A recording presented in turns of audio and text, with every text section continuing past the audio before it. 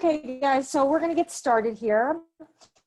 My name is Holly Farbo. I am a dental hygienist. I've been a hygienist for 21 years. I worked in private practice for 19 years. I came to an Aspen Dental as a hygienist, and I fell in love with everything that, that I did there. And so a position came available in the academic department, working with students and spreading the word about Aspen. And so that's where I am now. I am the academic and industry relations manager of Hygiene. So I'm going to go ahead and let our panelists introduce themselves. We'll start with Dr. Alex Williams. Hi guys, my name is Dr. Alexander Williams. I'm actually reside here in Oklahoma. I'm in Tulsa. I'm born and raised Tulsan. I actually grew up in small towns just outside of Tulsa area. I come from a line of dentists in my family. My dad, brother, and uncle are all dentists, two of which are partners with me in Aspen Dental today. My dad still has a private practice where he is still practicing and teaching for the American Orthodontic Society for the last 35 years. My sister is also a hygienist who is employed here with Aspen Dental, who works in an office outside of my ownership. But I'm just really looking forward to this. Great, thank you. Brittney Gibson, she is a territory hygiene manager. I'll let you go ahead next. Thanks, Holly. So as she said, I am the territory manager of hygiene support for all of Oklahoma and Northwest Texas. I've been in this role for almost 2 years now, and I'm actually celebrating my 10th year in the dentistry world coming up in 10 days. So crazy to think, but I started as a hygiene assistant when I was still in high school, did that all throughout college. Then I graduated from hygiene school. I worked in private practice for about 4 years before coming on with Aspen as a clinical hygienist, which I did that for a little over a year before getting into the role that am in now. Great, thank you, Brittney. Okay, so we'll go ahead with Amber next. Amber, do you want to introduce yourself? Yes, my name's Amber Arsenault. I am a hygienist with Aspen. I've been a hygienist since 2011. I currently practice in Oklahoma, but I am from New England, where I went to college at the University of New England. I am a military spouse, so I've practiced in Germany, Maine, Colorado, and now Oklahoma. So excited to be on here and answer any questions everybody may have. Okay, great. All right, and last but not least, we see you're driving home, I'm assuming from work. So we'll introduce Cynthia to you. Oh, do I have you muted? Hold on, I'm sorry. My name's Cindy. I've been a hygienist for a little over 3 years now. I did start with Aspen right out of school, so I've had a really great experience. So I'm glad to be sharing what I've learned, and I am driving home. I have an hour commute, so that's something I love my thoughts. Okay. All right, great. Thank you. Okay. So let's get started. What I'll do is I will start with questions that we have. If they're specific, if I think that somebody, specific to you, I will ask you. If not, we'll just kind of go around. There are some general questions about Aspen that we'll just go around like I did, and you can all give your insight to it. So first, I'm just going to say really quick for anybody that doesn't know what a DSO is and what that stands for. It's a dental support or dental service organization.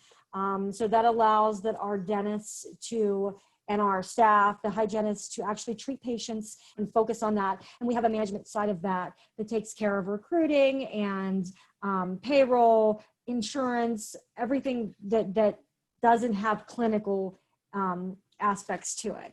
So let's start with, so why did you guys choose Aspen and not another DSO? So Dr. Williams, want to start with that? Sure. Actually, that's a really interesting question. Whenever I first got out of dental school, I already knew everything that I was going to do with my life. It was all laid out. I had my dad in the private practice world, as I already mentioned. I was going to go and basically take over the family business. After getting there, and we had 3 doctors, myself, my brother, and my dad in that practice, it just wasn't sustainable and growing as quickly as maybe I'd hoped to fulfill some of the necessary, income I needed, taking all the student loans. So I just had a real quick talk with them and said, hey, look, I need to start finding some extra work. So I started temping over at Aspen because my uncle was already prior employed there. So it was really just a relationship thing. But I got into it and just really, really found a connection with the company. It just made so much more sense than what I was doing. So that's kind of the origination of how I became with Connection, was just my uncle. So. Okay, great. Brittney? So for me, I got out of hygiene school and I thought corporate dentistry, no way that I would ever see myself working there. And actually, when I worked in private practice, worked right across the street from an Aspen Dental. And of course, like majority of you all out there, you hear all of the terrible things and all of the horror that would be alongside a corporate dental office. And for me, it really was about just the growth opportunity. And I'm sure we'll get into that a little bit later, but just seeing that there were so many different opportunities to grow is really what persuaded me to take a chance on Aspen. And here I am almost 3 years later. I'm so glad that I decided to take that leap of faith and really take a chance with Aspen. Great. Amber, you go ahead with the same question. I had looked at several places before moving to Oklahoma, and I have previously worked at a DSO or corporate office, and then I worked in private, and then Aspen came up. And I'm a lot like Brittney. I saw a lot of opportunity, but what really drew me in was just how the company would set me up moving forward. And they really prepared you coming into the office and not kind of throwing you to the wind. And that was really important to me. So even, being a slightly seasoned hygienist, it was important to get the training to understand the system and ease my way into the practice. So I really loved that Aspen provided that for me. So, and then the potential to grow is what's really exciting and not something that you see in other corporate or DSOs. Right. Okay. Cynthia, same thing. What brought you to Aspen and not another DSO? So for me, it was straight out of school. It was just the easiest transition. I interviewed at other offices, other corporate offices, and they just were asking questions like, how fast can you take x-rays, or how long will it take you to do this? And it just wasn't, it didn't make sense for me to do that. And so whenever I interviewed with Aspen, it was all about the patient and taking care of them. So that's what really, it's all about our patients. So I'm thinking with Aspen, I also like that it's building bridges and keeping them, not burning them is a great opportunity, especially if you have to move. It's really easy to move from state to state and all that good stuff. So I really enjoy it. Great, thank you. So one of the questions, and I work with students, so for students, it's always dental students or hygiene students. One of their biggest fears coming into school is, are you going to throw me in and expect me to see patients? Okay. So this is actually a question that the dental students have asked, and also for the hygiene students. So we'll start with Dr. Williams. As far as onboarding for a new graduate from dental school, how does that look? What does that look like? Yeah, so for onboarding with a dentist versus hygienist, they're similar. But whenever I bring a dentist in to this practice and that they're very young and they're straight out of school, one of the biggest fears is, will I be able to keep up with production? Are there going to be things that are going to happen to me on a day-to-day basis that I'm not prepared for? You know, we're prepared textbook, you know, and there's a lot of things that we gain in our experience that help us to handle situations way different than we're taught in a textbook. And so during that first initial training, you know, I don't let anybody really come in and just go straight to work. A lot of it's about just acclimation to the practice setting, getting to know the surroundings, getting to know your office, getting to know the patients, and seeing the workflow. And so what that basically means to me is through that first initial 2 to 4 weeks, typically a hygienist is just going to follow. You know, they're just going to follow along. They're going to be working on paperwork. They're just going to be kind of watching, monitoring their hygienist, monitoring or watching their owner doctor or maybe their mentor doctor that they're paired up with. And that's really going to give them a lot of exposure, exposure to the patients, to see what kind of patients we deal with on a day-to-day basis, but also seeing what that looks like between handing off between hygienist to doctor, or maybe that transition between the doctor to the office manager, and kind of seeing it from the patient's eyes. And I think that's really, really essential in them kind of acclimating to the Aspen environment. And so after that first 2 or 3 weeks, then we're going to start to build them a schedule. Now that schedule is going to be a little bit more, you know, it's going to be very, very tamed compared to what they may experience in other private, you know, practices or even other dental service organizations. Typically, I don't let my doctors see more than one patient in the morning and one patient in the afternoon when they first start practicing, because that's what they're used to. They need a week of that just to kind of get grounded, you know, and then they can start to do maybe 2 productions in the morning, 2 in the afternoon. And then we slowly taper it to fit that provider. There's definitely not one like in-game result that we're trying to recreate over and over and over again, because like many of these people have already mentioned, there's a lot of places and things we can do to grow in Aspen.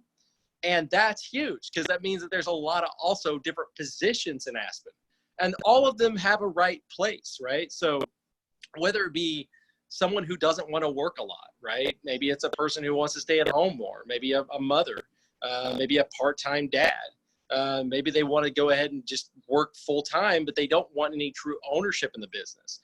We've got levels for temporary providers, float positions, full-time positions, associate positions, managing clinical directors or leads in those roles, owners, partners. The list goes on and on and on. So I really just love being able to bring these guys in slow, feel them out, let them kind of understand what this company's about, get them grounded, and then they can kind of decide on what avenue they are really looking for. Perfect. Okay, so real quick, Dr. Williams, a follow-up question to that is usually, how do I become an owner? What does that path look like to be coming from an associate to an owner dentist?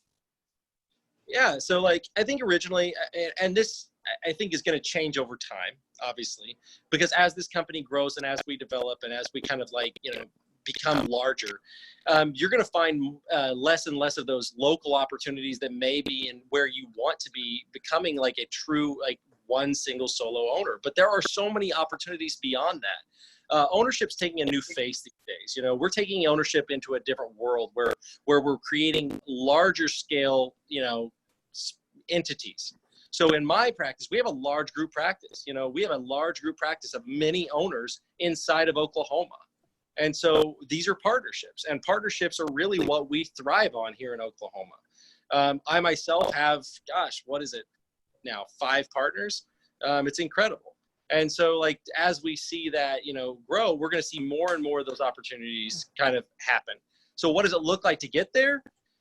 As an associate, you're going to start out by coming in and really just learning the ropes. Learn the ropes at Aspen Dental, kind of figuring out how to take care of the patients, what it looks like, what the numbers look like, and how you can become profitable in your own business. You know, a lot of these, you know, organizations out there or private practices are going to kind of put their mark on either 30% you're getting paid off of your production, or you're going to be paid off your net, or you got to like produce this amount of money. That's not what we do. That's not how we practice, right? So this is a family, this is a team, you know, spirit kind of company. And so we really put our emphasis on really seeing a practice as a whole become profitable, become a profitable business that will allow us all to grow. And so once that associate understands and learns how to do that and learns all the ins and outs of the business to get there, then we start to prep them into the managing clinical director role to see them actually lead it and see it and walk that walk, right? And once they can walk that walk and do that thing, now those potential partnerships start to come about, and we start to explore that and say, okay, what does that next step look like? How do I make you kind of see some of the reward from what, you know, you've done, all the growth that you've gained? So now we'll look at, like, what does it look like for you to purchase in? How much money are you looking to kind of come on board with? And what does that investment look like? So, but it's a lot of different avenues to get there. Right. Perfect. Great. Thank you. Okay. So for the hygiene side of this, what does your onboarding look like? And how do you prepare a new hygienist that's just coming out of school for doing more than one patient every hour? Amber, do you want to take that? So my personal experience coming in, I went through training. So I got to go to a different location and train under a hygienist that had been with the company. And learn, you know, go through all my paperwork, go through my computer training, but then also be able to shadow her and watch how the flow of the office went, learn how to make my way through new patients, and then transferring and, you know, handing off to the dentist in those situations. And then I got to just see the flow of the schedule. And then once I got into my office, I was really lucky to have double hygiene. So I had another hygienist there with me and just ease my way in. I've been doing it for a while. So for me, I just kind of jumped in after that first week of getting my feet wet. But it was nice and smooth because I kind of got to run my schedule the way that I wanted and run my schedule like it was my business. So nice and easy. Okay, perfect. Good. So Brittney, I'm going to give this one to you. If you could explain a little bit about the HOP or the hygiene orientation program and how that goes and what that does for the hygienists coming in. Yeah, absolutely. So we're actually in a transition period with our HOP, and what it is now going to look like is, like we've already kind of talked about, just the growth potential that we have for a hygienist who may not see themselves being in a clinical role for the rest of their career. The trip to Chicago is actually going to be catered more towards those hygienists who do have those aspirations to want to grow into that next level, where it may be a hygiene support manager like myself, or it may even be, you know, joining the recruiting side of it, or like yourself as an academic recruiter. Whatever their path might be, that's really what we're going to be catering towards more in our HOP for those hygienists wanting to develop and grow. Perfect. So the territory hygiene manager position, what does that entail, and how does a hygienist go from a hygienist in the office to territory hygiene manager? This is one of my favorite questions, because that was a question that I myself had coming on with Aspen. You know, I thought when I got out of hygiene school that I'm so passionate about hygiene that I didn't necessarily know like what the different opportunities were. I thought, oh, well, I might teach dental hygiene one day.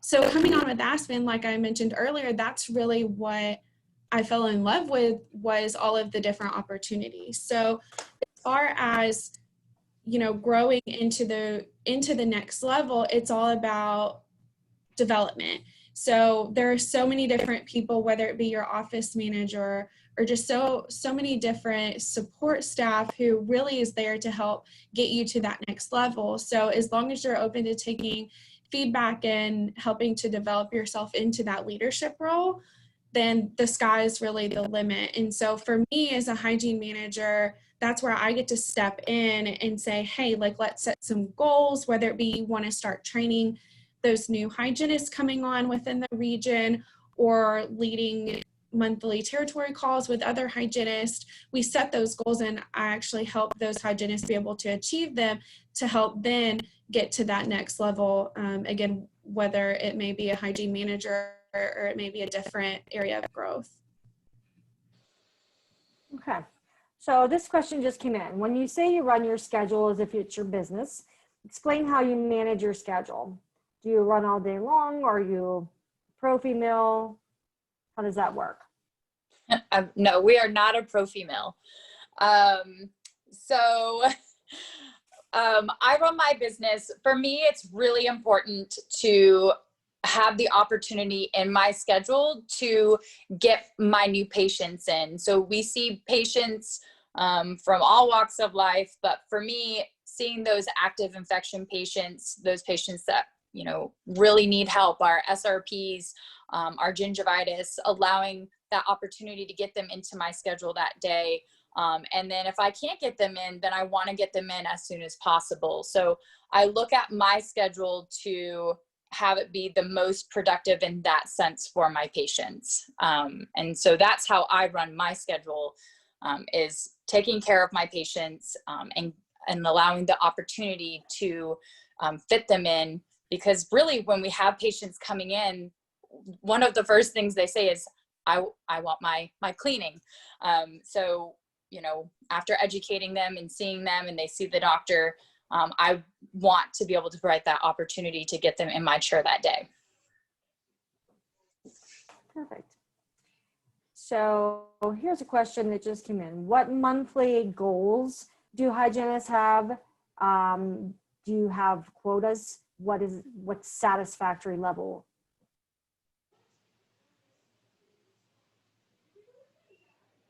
So, you want to take that? Oh, go ahead. Go ahead. I'm sorry, Amber. Go ahead. No, go No, ahead. she You wants go to ahead. take it. That's fine.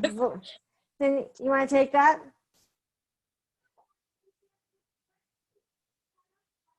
I don't think she has good service right now. So go ahead, Amber. Go ahead. You can Okay. take it. We don't have quotas, but we do have goals that they're centered around our patient care. And so bottom line, first thing I've heard coming in from Aspen was, you know, providing that access to care. And that's really what Aspen's, like, part of their culture is. So for us, our goals are getting those patients in, kind of what I already talked about in running my schedule, running my business, is getting those patients in as soon as we can, because they come in scared, and when you can provide that opportunity that day, they've already conquered their fear coming in, you know, getting them in and then just continuing to do that on a daily basis. When you treat patients right, the money will come. So just continue providing the right patient care. Okay. So we're going to switch gears, and obviously what's going on in the world now is COVID. So how has your patient appointments changed with COVID? Dr. Williams, you want to take this? And Sure. For you, yeah, how's that? absolutely. I think that it's, I think that question it's not loaded, but it is tough to answer. I think that you're going to find that every single state is going to be mandated or have different regulations or maybe different standards of care that their board of dentistry is going to kind of guide them on. And then there's the American Dental Association, and then this gigantic, workflow chart on how to handle and manage during these times. But at the end of the day, I think it comes down to just, is it slowed down the business? Sure. I think that's just, we have to be realistic. We have to be open about that for everybody. I live around people who are in private practice, right? My dad's in private practice. I see what it's doing to the private practice world. I see what it's doing to other dental service organizations. It would be foolish for me to say that it's not affecting us and not slowing us down, right? But it's our job to kind of find the best way to manage through this, find care for these patients, provide a higher level of standard of care as far as like what we're doing as far as PPE goes, or any of the requirements that we need to meet to protect not just our patients, but even ourselves and our employees, right? And our families for that matter. So when we come to work, yes, everyone's going to be screened with, all of the correct tools. We're going to be taking temperatures. Everybody's going to be wearing masks. Everybody's going to be ordering more, we're taking, more precautions. We're ordering more supplies. Obviously, as an owner standpoint, I'm really glad, there's going to be hopefully some ways that we can kind of take advantage of some write-offs in the future regarding PPE usage. But at the end of the day, it doesn't matter about the dollars and cents. It's what we can do to make sure that the patients are still feeling comfortable when they enter into our building, and that's everything. And I would do the same for my employees as well. If an employee calls me, and I can't speak for every Aspen owner, but I can speak for myself and the Oklahoma market. And I can tell you this much, that if an employee calls me and has concern that they're going to, possibly spread something without even with an unknown involved, we're going to get that unknown revealed before they're even allowed to come back to work. I'm going to make sure that we're taking every precaution. It doesn't matter. At the end of the day, the dollars and cents are gonna have to suffer when it comes to our business, obviously. And that's about all I got. Good, perfect. So how, Brittney, will give this to you, or Amber, how has the PPE been? Do you have adequate PPE? Are you able to freely order that? How's that working in the offices for you guys? I'll take that one. So that's also a really great question. And I'm so thankful that we've had an entire team who's been able to secure us all of the necessary PPE and then some that the CDC has required for offices. So we have everything from hair caps all the way down to foot caps, shoe coverings. So we also have secured aerosol reduction HVE devices for each of our practices, whether it be the dry shield or the PureVac, to make sure that our hygienists are comfortable. And we are also looking at secure external aerosol reduction devices and air purifiers in the future for our practices as well. Perfect, great. So how much time for the hygienist, how much time do you get for your patient? Amber or Cindy, either one of you can take that question. That is definitely provider specific. So hang on, I need to go inside with my husband's cutting grass, but provider specific, it definitely, if you're a newer grad, of course, it's going to be what you're comfortable with. But now with COVID, we definitely extended at least 15 minutes or so per patient. So I would say for my recall appointments, I definitely schedule an hour. You just have to allot time for seeing those new patients and getting up and making sure you're giving them a good experience as well. So for your SRPs, full mouth 2.5 hours, depends on what you need, especially if you're placing LAAs or Atrodox and stuff like that, you're definitely going to need more time. So I would say it's just depending on you and running your business. Perfect. So a question that always comes up is basically, how are you paid? Do you get commission? Do you get an hourly wage? So, do you have to sell? Those are the several questions that kind of are grouped into one. Cindy, you want to take that one as well? You want to take this? Sure. Cindy, yeah, go ahead, Cindy. Sure. It's definitely hourly is what they start with a base pay. It's very competitive. So it's definitely depending on what state you're in, all that good stuff, which could be discussed with Brittney. But you're also offered incentives like bonuses and things like that, depending on how great you run your business, which is great. So the more that you offer your patients and get them to accept the World Bees and things like that, that are going to benefit them anyway, you can definitely incentivize yourself through that, which is awesome. So. And if I could just add to that as well, it's an uncapped incentive potential that's paid out monthly for our hygienists. So they really have that opportunity, like Cindy was saying, as far as building up their business, to give themselves that bonus depending on, like Cindy was saying, what they spend in supplies and also their net revenue as well. Okay. And just so just because I did this job and I was a hygienist in Aspen, what I did love about it was one of the things that I think a lot of hygienists are worried about is the selling aspect, that they're going to have to push products. For me, what I loved was that the products that I would recommend to my patients, I would have recommended to my patients at any office I worked in. They were the products that I knew and used and you know, for their treatment plan, I would have recommended. So I never ever felt like I was selling anybody anything. It was always about what came naturally and what you need to make your home plan. You're coming to me once every 6 months, 4 months, 3 months. I need to make sure that you're doing the best you can do at home to make sure that everything is going to go well for you. So that's just my 2 cents. And here's a question here that was raised, and this is a dental assisting question. So do dental assistants have the opportunity to bonus? Brittney, do you know that answer? I'll take that one. Mm-hmm. Yes, so our dental assistants have the opportunity to get what we call an office report card, and they're eligible to get up to $300 that is paid out monthly. Okay, perfect.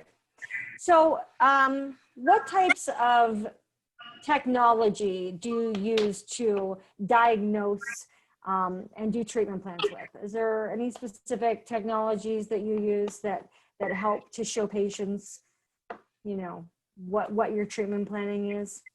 I'll take it. So, sure.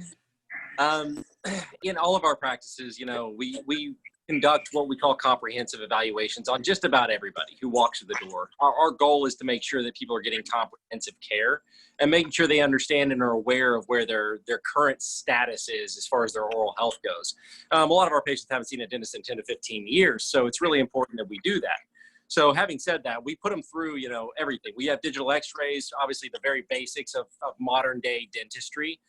We take them through a, you know, digital panel. We do a digital full mouth series of x-rays. They're going to get seated, and then they're going to go through and get what's called an iTero scan. So in all of my practices, we have iTero scanners. And so it's a 3-dimensional image that is taken of the entire mouth, which gives them a very good visual representation of what's really going on in that mouth. Obviously the standard probe, the mechanics of what you guys do every day, very important. And a lot of the silly questions that will come up and is, you know, is there a specific types of brands of instruments that I use? No, absolutely not. You can pick out whatever you want. You want the Mercedes-Benz of probes? I got you. I'll get it for you. You know, whatever's going to make you happy. That's my goal too. So, you know, getting you in there, getting you the probing depths, and then allows me to come in and really take a look at what's going on a very broad spectrum. I can see it all, you know, and even when it comes down to it, I've had J-shaped lesions on x-rays where we've lost bone. And I'm like, I don't know if this is endo. I don't know if this is perio. Hey, I got an idea. Let's throw the CBCT at them. Let's take a 3-dimensional image for free so that I can evaluate this. Now we get to pull up this jawbone in front of them, spin it around their head, and I can actually show them their jaw, like just the bone and where the bone is missing around the tooth. And it's incredible. And so, like, the technology is unreal. We've got so many opportunities for things.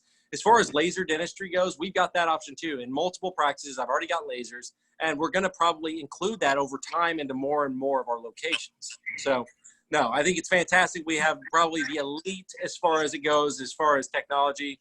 We're ahead of the game. Perfect. So speaking of lasers, a question that comes up too is, do you use lasers for perio treatment? Can I take it again?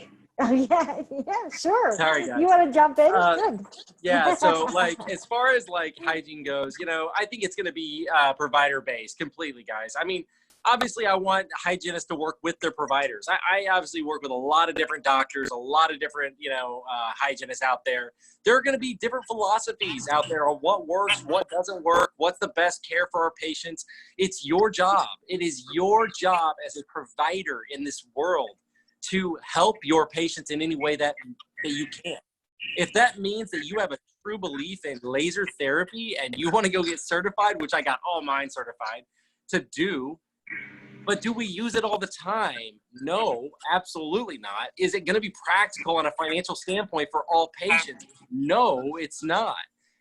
Is it a great thing? Are we seeing a lot of, research proving that it's working? Sure. And I mean, you can stand behind that. You can stand behind Arrestin. You can stand behind Atrodox. You can stand behind oral antibiotics, which I don't. But at the end of the day, you can sit there and you can come up with the best scenario that works between you, your doctor, and for your patients. And I can't emphasize that enough. Not one thing is correct. Good. Perfect. So here's a question that is, what other than your cleanings and what other services are you required as hygienists to do? What adjuncts do you offer or that you do throughout the day? Cindy, you want to do that? Yeah, so it's really about educating your patient. So we do offer oral Bs, which really, removes 80% more plaque and bacteria, research-based. So we know that that's going to help them. So we have those, and then we do Atrodox, Arrestin. We do bleaching. So the Zoom whitening is what we do in office. We do have the take home as well. So taking impressions and making bleach trays would be another thing that we do. See if I'm missing anything. We have MI paste, sodium gel, chlorhexidine, fluoride varnish, of course, which we always do. Brittney, am I missing anything? Did we say MI paste? MI paste. Available. So Invisalign is also. Do you guys have the oral day? Invisalign. Do you guys have the oral ID in your offices, or do you do Velscope? What's your oral cancer? Which one do you have? Oral ID. You have oral ID. Yeah. Okay. Good. Yeah, and I was just going to add, Okay. Holly, to what all Cindy said, is that with our hygienists being providers in the practice, they have an array of different products at their disposal to be able to recommend to our patients, to give them every tool in the toolbox that we have. And so even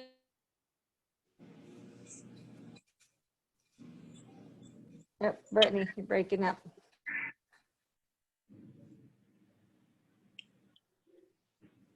Are you there?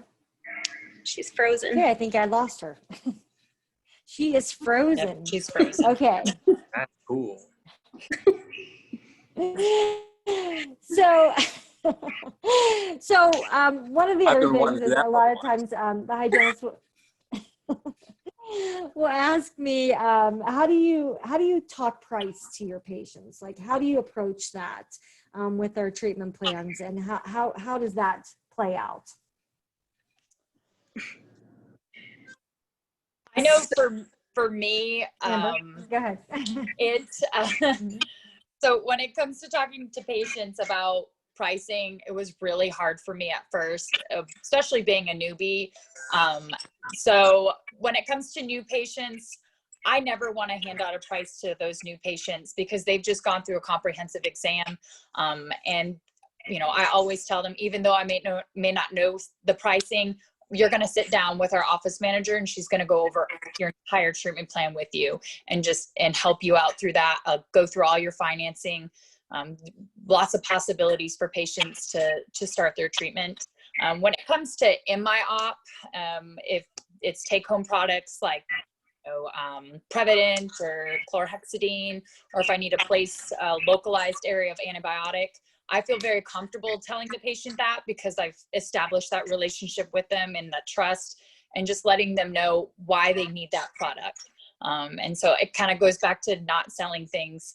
It's just, I believe you need this. And when you have that relationship and trust, it's very easy to pull it up. And we are able to pull it up right up in our operatories and tell them, ma'am, this is going to be X amount, and move forward. So it's a little hard at first, but I think when you have that relationship, it makes it a lot easier. Good. This is a question for the doctor. Do you do implants, and what types of services other than general dentistry do you do in the office and refer out? I am an interesting doctor to choose for that question. because I do everything, guys. There's a lot of dentists out there in this community who do not, and there's nothing wrong with that. In Aspen, like I talked about, there's a lot of providers who choose to do, you know, the simple things, and there's some guys who are going to choose to do a lot more of the difficult treatments and the full mouth restorations and rehabs. And I do everything. I place implants. I do full alveoplasty surgeries, tori removals, impacted third molars. We do.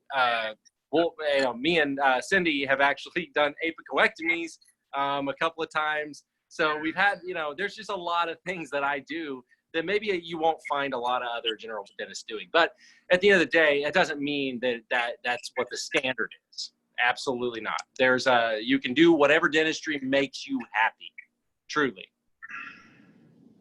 So ultimately, you as providers have the say in how you treat your patients. That's what it comes down to, correct? Yeah. Yes. 100%. So for hygiene yes. So for hygiene, do you refer any patients out for perio, or do you do that all in-house? We definitely do refer. I mean, you're going to get that one patient that you feel very uncomfortable if they've got 10 millimeter pockets. There's no way in heck you can scale that. So at least I know I can't. But those are the patients. I would say anything 9 and above, we would refer, unless it's a size specific, which Dr. Alex sometimes likes for us to try. If the patient doesn't have insurance or for whatever reason, we do go ahead and try for the patient with them knowing it may or may not work. We might have to refer you out anyway, but we'll give it a try and see if it responds. And if it doesn't, we know what the outcome's going to be. Perfect. So here's a question that's often asked through with students, and because it's important to them. And I find this is that what types of community outreach programs does Aspen participate in, or have you guys done? I can take that. Community outreach is a big part of my business. You know, that's something that I really want to, you know, explore even more as my business grows. In Aspen Dental, we do a lot of things, you know, as an organization to really, I don't know, just kind of showcase our brand, showcase people what, you know, the people of Aspen Dental and what we care about. There's the veteran movement that we do every year. We do a mobile mouth unit. That's a great service. When that comes to Oklahoma, we always participate. We spend an entire day treating veterans every single year. It's awesome. Give them plenty of free services, from deep scalings all the way to, you know, restorations that they need done. Some of the other things that we'll do is we'll do an open day, Veteran Day, where we open our clinics across the entire state. And I encourage all of my offices to be open, and all of the providers come in and to really serve that. There are other things that we have here in Oklahoma called OK Mission of Mercy, where a lot of my employees have participated annually, where they'll go down and as a team really involve themselves in just the people of Oklahoma and really giving back to the community, helping them by giving them free dental care. I find that to be just really inspiring. There's just so many things, and I can't wait to explore more of those options with my partners. We've been talking a lot about different opportunities around the town, even that go outside of dentistry, maybe just trying to build a house for the homeless, or even go down to the soup kitchen and try to, you know, maybe, you know, provide some help there. Those are the things that we really want to participate in. So definitely important. And Holly, also just briefly coming back to the, yes, go ahead. Sorry, I was just going to add that we also do every year different mission trips. So where we go overseas, and we will take, you know, a couple of doctors, a couple of hygienists, and spend a week in different countries, able to provide that free access to care for patients as well. Yeah, that's really wonderful. Going back quickly to the COVID situation, I know we advertise, and it's on our website, the Smile Wide, Smile Safe promise. Can you tell me a little bit about what that means? Who wants to take that question? I mean, I think that's Or Doctor? no, Amber, if you want to take it, take it. Go ahead, Dr. Alex, you take it. I think it goes back to the same, I think it really does. It goes back to the same thing. You know, the promise is that we're going to do everything we can to keep you safe. We're going to do everything we can to keep our employees safe. You know, we want to protect you through this pandemic. We want to protect, you know, our business. But it's as simple as that. Just like the many promises that we make our patients, from, you know, providing them with free comprehensive care. You know, people think the word free coming up is just some, you know, it's some ploy to get them in the building, or a money back guarantee denture. It's like, oh, so you're just going to give them their money back? Yeah, I will. My goal is to make sure that my patients are cared for at the highest level. And if I can't do that, although it's going to hurt my pride, trust me, it will. I mean, at the end of the day, my goal is still the same. And the same thing applies here. We've got to take care of our people and take care of our company. That's it. Right. Absolutely. So a lot of times in Aspen, we talk about the culture, our culture, which is one of the things I feel that sets us apart from the others. What does the culture of Aspen, what does that mean to you? Cindy, you want to take that? To me, it just means taking care of our patients again. I cannot stress that enough. Always doing what's best for them, and, you know, giving them the tools that they need to restore the health of their gums. That's what the culture of Aspen means to me. Brittney, what does the culture, what does that mean to you as far as Aspen? So I would love to just add to that. Can you hear me? Yes, we can. Okay. Sorry, I was having internet issues. Yes, so to me, you know, being in the role that I'm in, I'm all about my people, is, you know, Cindy is directly providing care to patients. I have the opportunity of supporting her, who's then supporting the patients. And so for me, it's about putting my people first, because if I put my people first, my people are putting my patients first. Okay. Amber, how about you? What does the culture mean to you of Aspen? I'd say it's a family. The culture is Aspen's just inviting and family-like, from our staff to go ahead and treating my patients like they are family. And so for me, I spend the majority of my time in the office, so that becomes my family. And so that's just kind of the culture of what it's become for me, is being family and treating everybody like their family. Good. Dr. Williams, you want to talk on the culture of Aspen? I better not, or I'll go off for an hour. But no, okay. Hey, you have the floor. I love Aspen Dental. It's been a huge part of my life. It's been a big part of, you know, what made me the provider I am today. It came from, you know, as an owner, you know, I bought into an idea that, you know, that there are people out there trying to do good, you know, good for people, you know, patients, employees. That is something that really, really resonated with me, which is why I'm an owner with this company, and why I'm an advocate of this company, trying to bring on other doctors and influence people to come and join me in this mission, because it's just so rewarding. Every day we get to come to work. We are family, as the others have said. We're a family. I'm a family with everyone, not just my local crew, okay? Not just the greater 16 practices. I'm a family with doctors all over this nation that I would have never, ever gotten to connect with or meet. And to be able to be a part of those lives that influence and change and help grow you as a practitioner, as a person, it's just unbelievable. I just can't stress enough just the amazing culture that we bring as far as caring for their patients and putting them first. And at the end of the day, because that's what they believe, it allowed me to practice in a very, very open and honest way that made me feel good every single day. I could go home and feel good about what I'm doing. And that is what I think everybody's looking for. So that's what the culture means to me. You're absolutely right. And yes, and that sums it up great, because I feel that way too.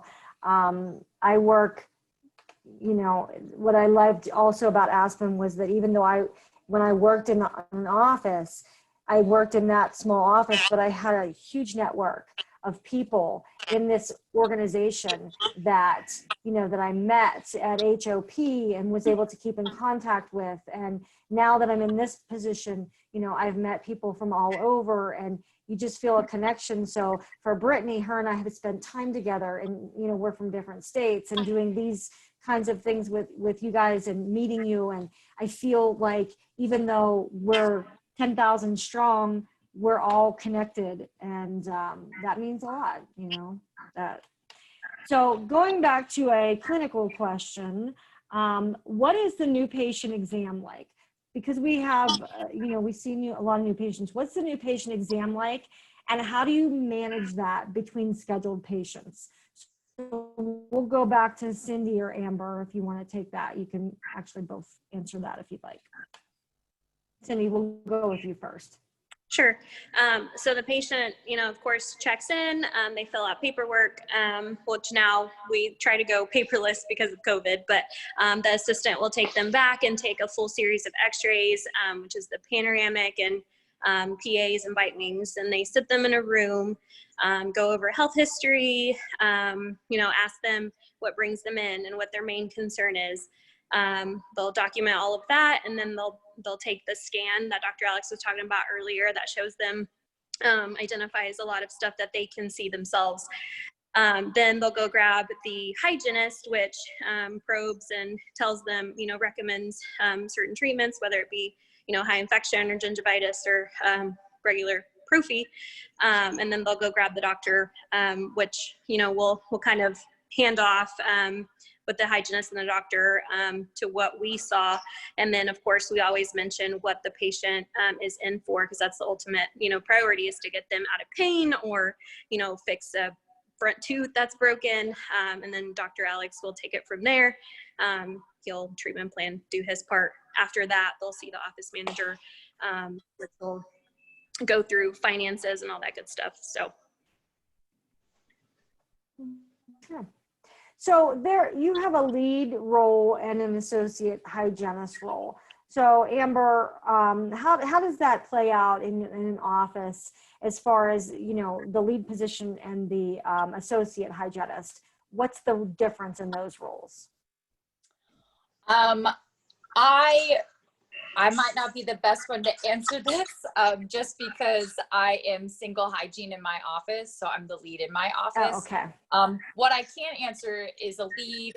We are the ones that go through. We place our orders. We make sure that we're fully stocked, and we have all of our adjuncts that we want to give to our patients, our oral Bs, and just preparing for that. But Brittney or Cindy might be better off on the lead and associate role, because I'm all by myself. That's how I can add to that, Holly. Sure. Mm-hmm. So that lead hygienist is really kind of like Amber alluded to, is the one that is wanting to grow and develop into the next role. And so they're the ones that really focus on your hygiene business.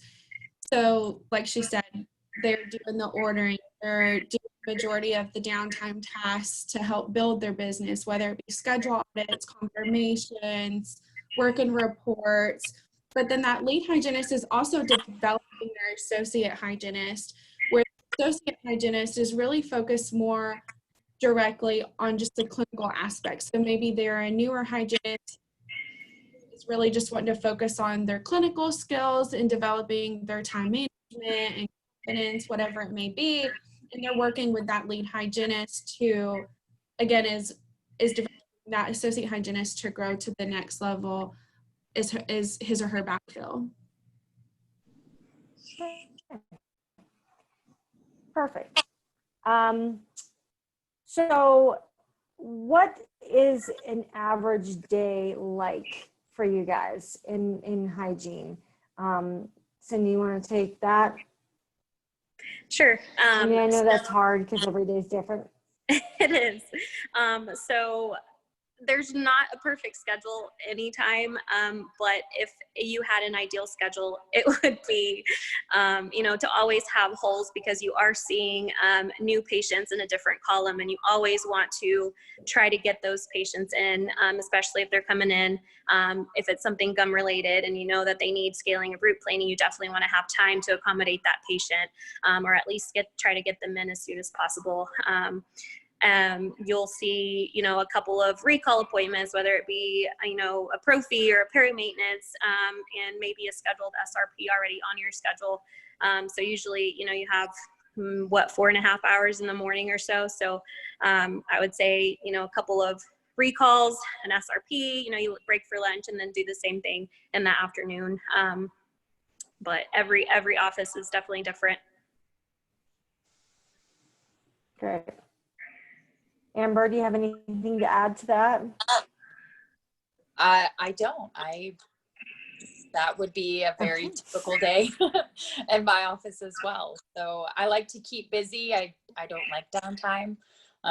So yes, keeping that open schedule and those slots, like she said, for those new patients coming in and being able to slide them in is ideal for me. Perfect. Okay, so we have about 5 minutes left. I want to be mindful of everybody's time. So I'm just going to go around to each of you and ask you one last question. Kind of not so much a question, but to pretty much sum up in a few words your time at Aspen and what it's meant to you.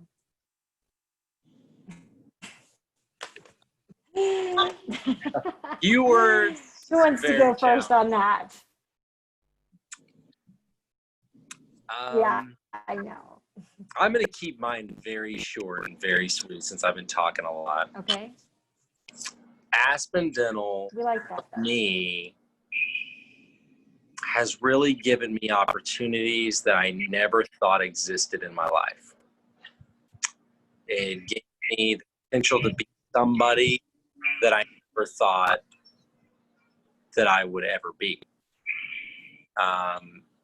It put me in a place where I've had to almost be forced to grow. And that's not a bad thing. Sometimes it's good to be pushed, Yeah. and I just really appreciate them being a big part of that journey for me.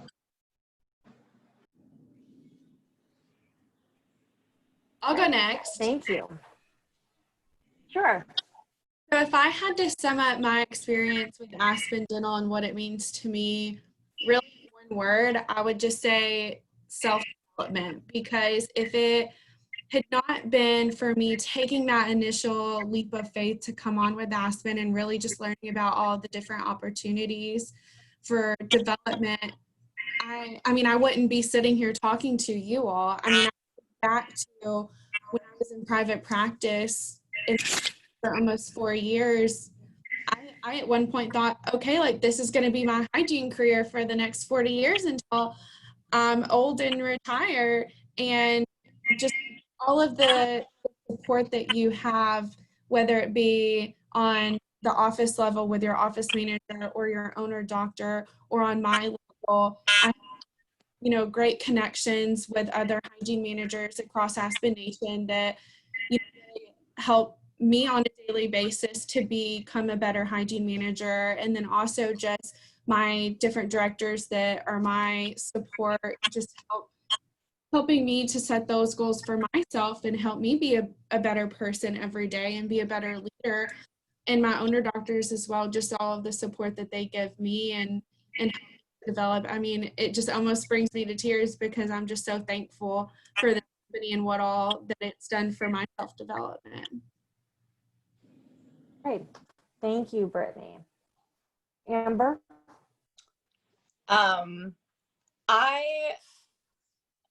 So Aspen Dental has helped me come into my own self, I guess, and allowing me to feel comfortable in who I am in my skin, kind of personally and as a provider. Just the open communication that I'm able to have between my doctor and my team and my Brittney. It's really made a world of a difference. I love that I have a community of hygienists to bounce questions off. We have a text message group where we can send questions if we don't know about something or we need to find something. So that's not something that I ever had. So it's allowed me to really branch out, and I'm kind of with Brittney is now that I know that there's more that I can do than on a clinical standpoint. I'm excited. Like as soon as I realized that was something that I could do, I knew that's what I wanted to do. And I love to be clinical, but I know that one day my body's just not going to allow me to do that anymore. And I have that potential to grow within Aspen Dental.